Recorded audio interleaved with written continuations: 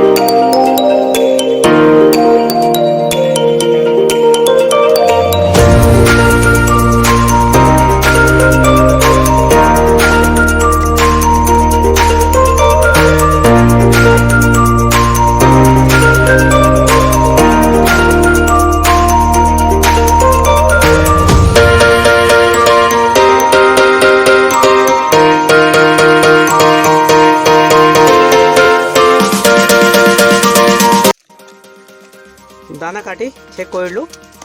এতিয়া মই সিজাম ইয়াত অলপ চাউল মিক্স কৰিম। এইটো এতিয়া দানা মোৰ বইল হৈ আছে,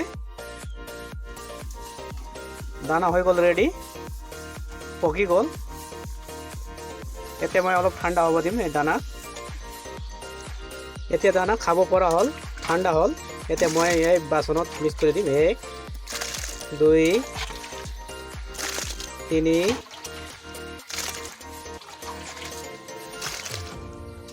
4 আৰু ইয়াত অলপ গুড়া আৰু চাপৰ মিক্স কৰা ইয়াত দিম। 1 2 3 4 আৰু ইয়াত অলপ নিমখ দিম, খাবলৈ ভাল পায় গাহৰিবিলাকে। এতিয়া ইয়াত হাতেৰে অলপ মিক্স কৰি লওঁ।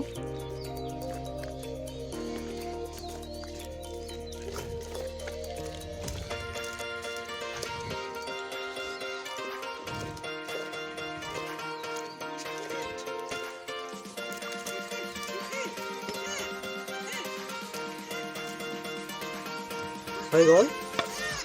এয়া গাহৰিৰ কাৰণে দানা ৰেডি হৈ গ'ল। এতিয়া মই গাহৰিকেইটাক দি আছোঁ।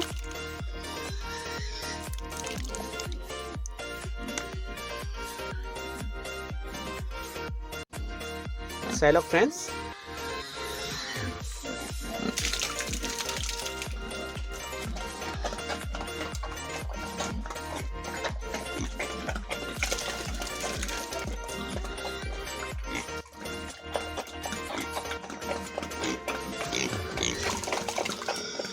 বন্ধুসকল, যেটো মই এইটো এই বজাৰৰ পৰা কিনি আনিছোঁ শাক পাচলি, এইটো কোনো ধৰণৰ ৰিজেক্ট নহয়, কোনো ধৰণৰ পেলনীয়া নহয়।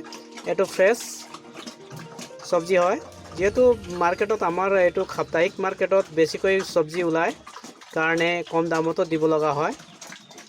এনে আমি কেজি হিচাপত কিনিলে এইটো কেজি 10 টকা কৰি লয়, কিন্তু আমি পাল্লা হিচাপত কিনো, কুইণ্টেল কিনো কাৰণে আমি 20 টকা পাল্লা 15 টকা পাল্লা কৰি কিনি আনো।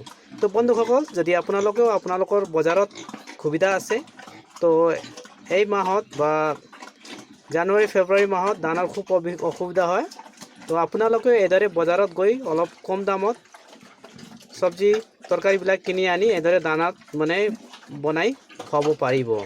তো বন্ধুসকল, আশা কৰোঁ ভিডিঅ'টো চাই ভাল লাগিছে বুলি। আকৌ লগ পাম আন এটা নতুন ভিডিঅ'ত। ধন্যবাদ।